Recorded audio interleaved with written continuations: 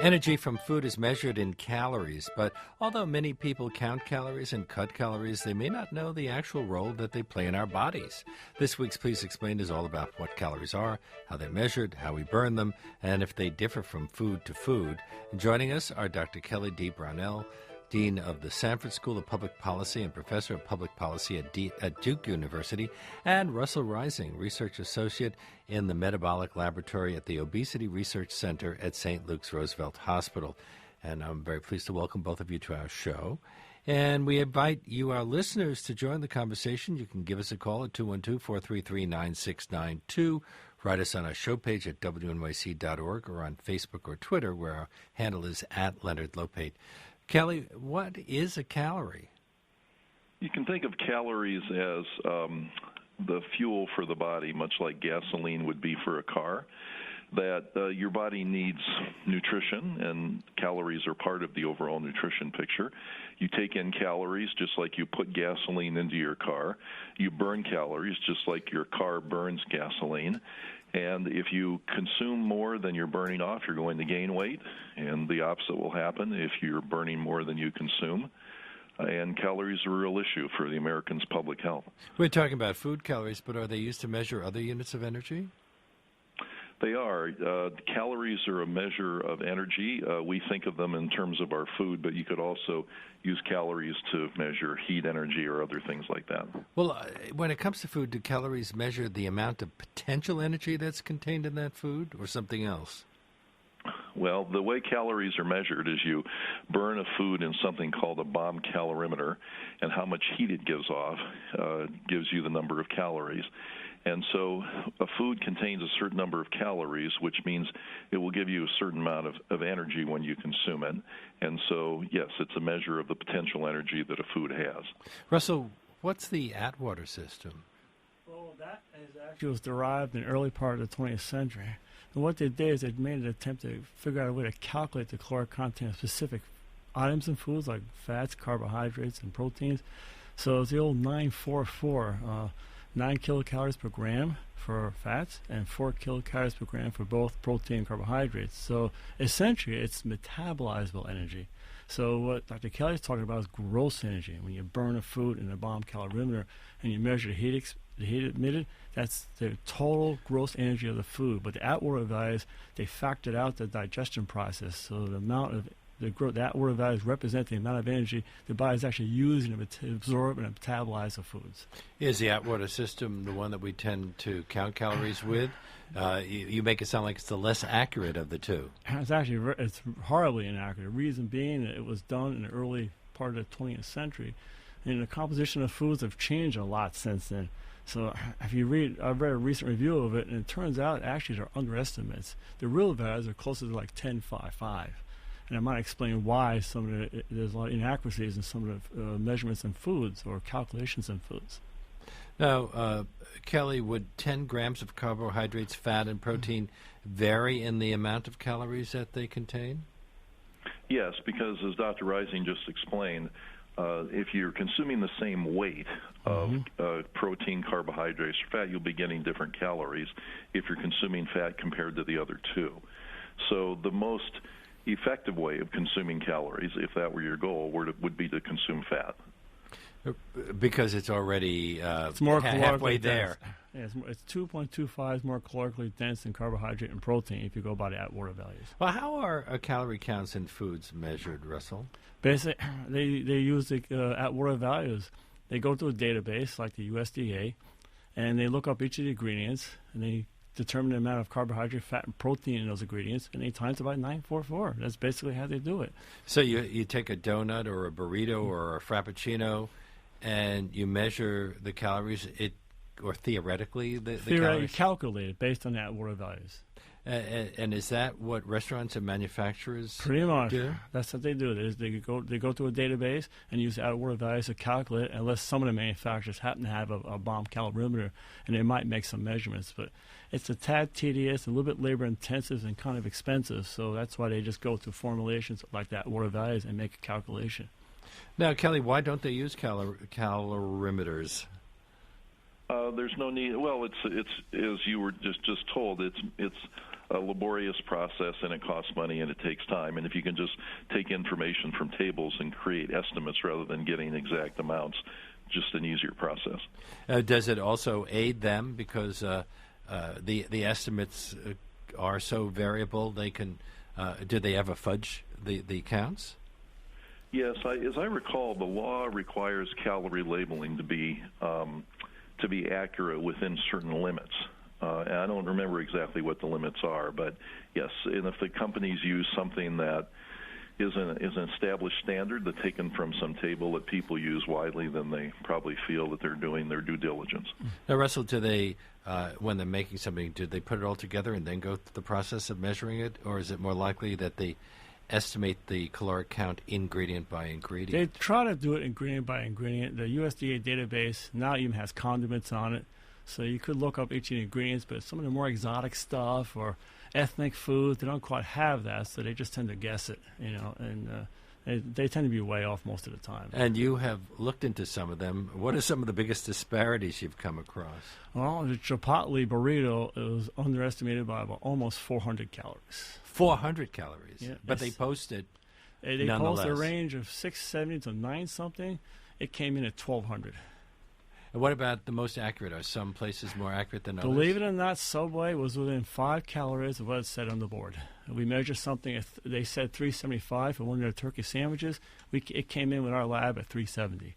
So they were extremely accurate. And Frappuccino wasn't too bad. It was only off by like 20 calories. Well, when I see that calorie count listed, I just assume it's totally accurate, but not It's hard. only over by 20 calories is not really what I'm thinking about. They're off by 20, 30, 40, 50% low most of the time. My guests are Russell Rising, research associate in the Metabolic Laboratory at the Obesity Research Center at St. Luke's Roosevelt Hospital, Dr. Kelly D. Brownell, Dean of the Sanford School of Public Policy, Professor of Public Policy at Duke University. We're talking about calories on today's Please Explain. This is WNYC, WNYC.org, and you can participate by giving us a call at 212-433-9692, or you can write us on our show page at WNYC.org or on Facebook or Twitter, where our handle is at Leonard Lopate. Kelly, is counting calories a good way to control how much we eat and monitor our weight? Yes, there are different ways to do it, but overall calories make the most sense because they're the unit of how much we're eating versus how much energy we're expending, and therefore the balance. So yes, knowing calories is a good way to, and counting calories is a good way to keep control of your weight. And it's why what Dr. Rising just said is really important, that many people count on these calorie labels that they see to be accurate. And you're exactly right, Leonard. If you're plus or minus 20 calories for something that might have 2 or 3 or 4 1,000 calories, then it's not so bad. But when somebody's off by 400 calories and then you're off by 30, 40, 50%, then that's a real concern, and it's going to make people greatly underestimate the number of calories they're getting in their day-to-day life. So it's important that these numbers be tightened up. Now, in the and they may not just be eating one burrito. Well, that's exactly right. In the defense of restaurants, sometimes there are, you have a chef or you have somebody who's putting something together, even if it's an assembly line fast food kind of place, and you know exactly how much beans or cheese they put into a burrito will vary from person to person and time to time. So there has to be at least some flexibility in the calorie levels that get reported. But if they're consistently underreporting calories and the underreporting is large, then that's a great concern. Yeah, we tested about maybe, because I had another agency send us some foods, and we've done about maybe 20 samples, 2 within Starbucks and Subway within a few calories what they said on the board. The rest of them are way off. And yet in New York City, restaurants with 15 or more locations and the ones with the standardized menu are required to post the number of calories in the foods that they serve. As part of the Affordable Care Act, chain restaurants are also required to post calorie counts. Do you think that this is a good idea from a public health standpoint, or since the calorie counts are so off in many cases, does it even really matter? Well, I read a study this morning done by the Woods Foundation, and they actually looked at whether people actually pay attention to it. And the answer is no, it doesn't do anything. Unless you're educated on what a calorie is and how your body uses them, it doesn't do anything. People still eating the same amount of calories, and they're just not paying attention to what's up on the board. Kelly, I'd take a different point of view on that.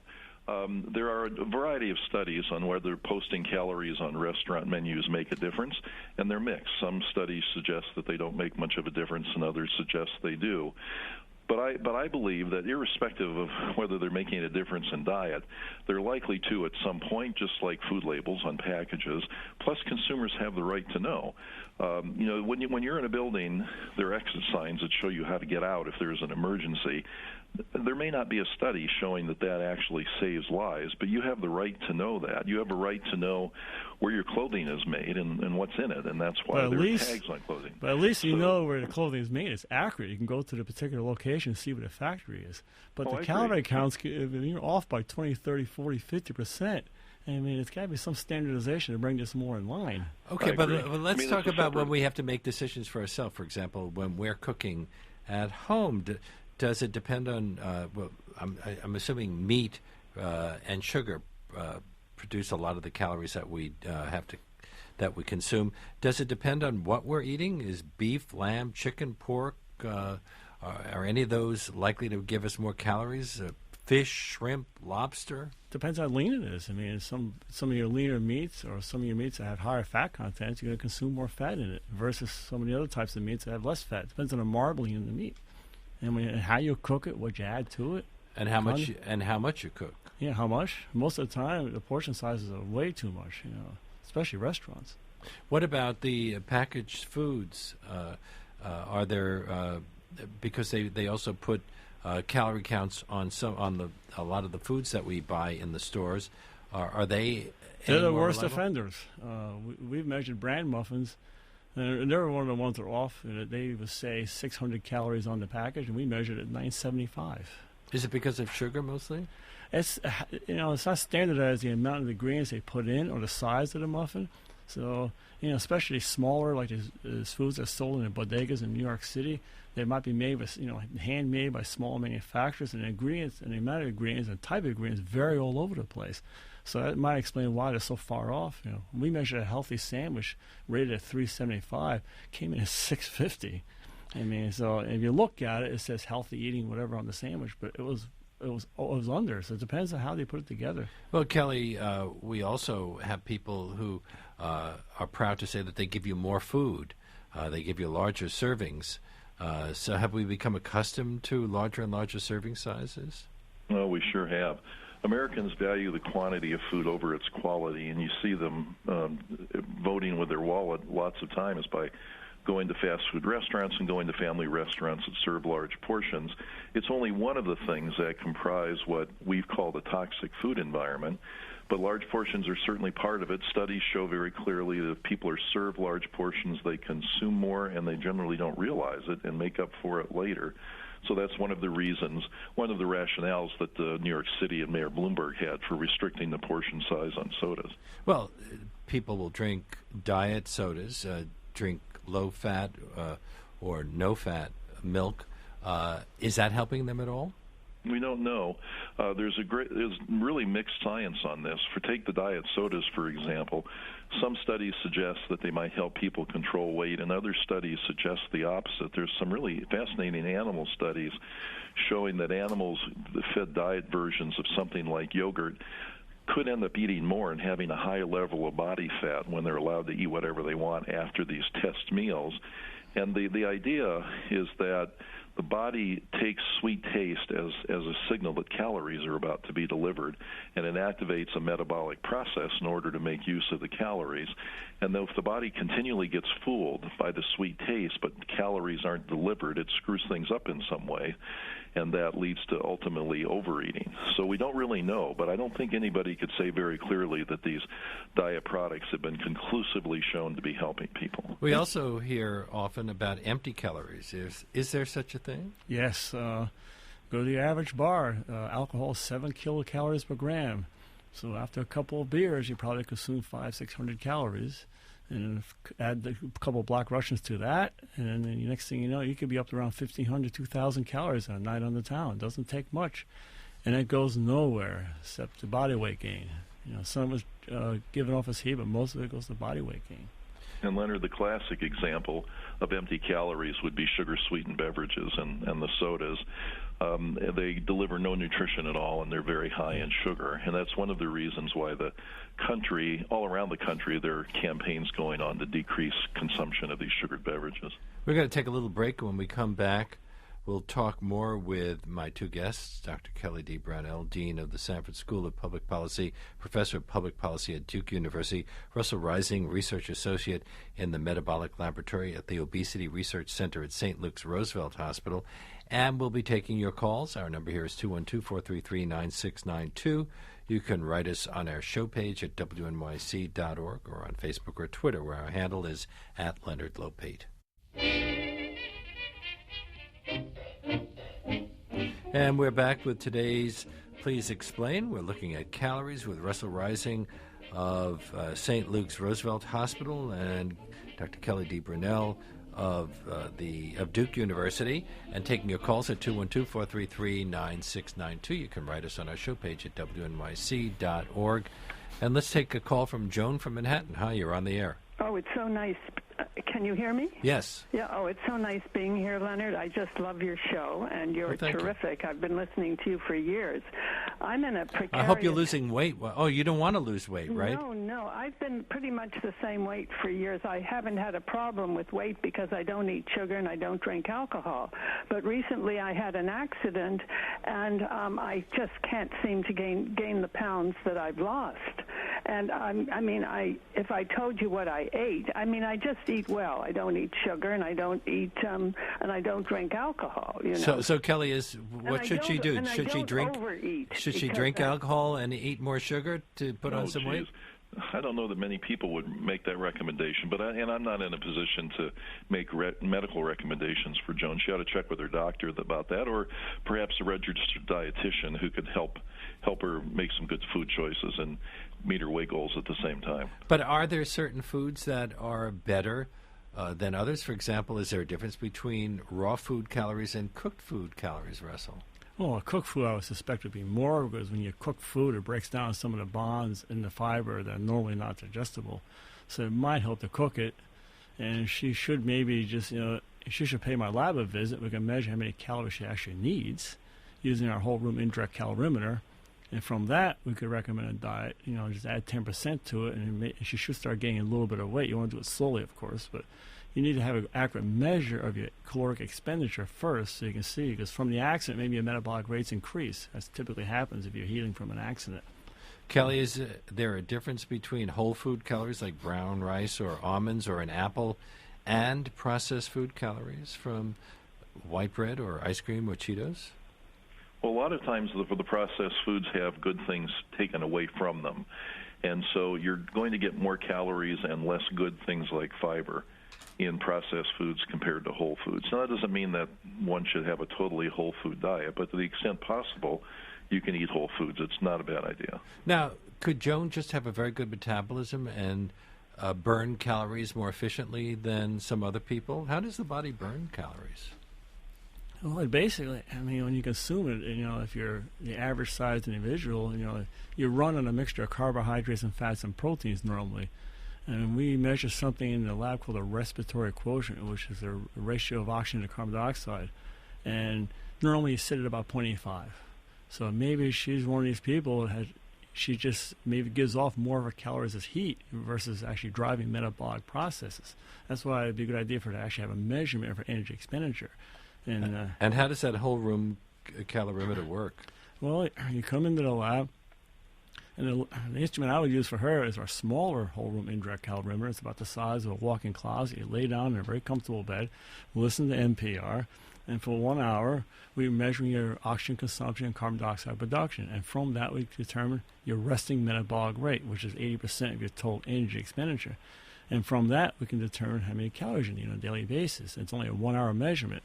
And that way we can find out maybe you do have a higher metabolic rate, probably from the accident, and we just recommend a diet accordingly. So each of us has a different caloric rate that is appropriate to us. Everybody's individual. That's why when you start doing global recommendations, it might work for 10 people, but the other 20 are getting fat. And that's the problem. You need more easy-to-use accurate technology start making inferences about weight loss, treatment for obesity, weight maintenance, weight gain. You need to measure what we call the energy expenditure side of the energy balance equation, not just the intake, but both sides. Measuring the caloric content of food you're consuming and also how you're burning your calories. And that way you just tweak it accordingly to get the desired effect. Ted from Long Island, you're on the air. Leonard, your Facebook friend Ted here. Arguably, you are the best interviewer in broadcasting ever. You know what? I'm going to insist now that everyone who called pay me a compliment before we get going.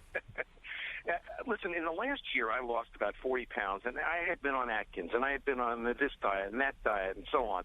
The one that I finally found worked was this MetaFast using their food products. But the key, and I've now been able to create my own foods, the key was to drop my carbohydrate intake. All calories are not created alike as far as I found, and I'd love to know what your guests think about that. If I restricted myself to no more than 100 grams of carbohydrates a day, and, of course, I cut out alcohol and so on, no pasta, no rice, no potatoes. My wife inadvertently lost weight because she didn't make these things for herself alone, and she didn't need to lose weight, and she did. Is there something to be said for which of these, if you drop your fat down, you drop your carbs down, you will lose weight even if your caloric intake sort of remains the same? Well, the thing is, most of those diets are not very good, first of all. The best way to lose weight is either balanced diet, roughly 50% carbohydrate, 30%, 35% fat, and the rest protein. It varies, of course, from diet to diet. Just a balanced diet, but less of it, and increase your physical activity. That's the healthiest way to lose weight.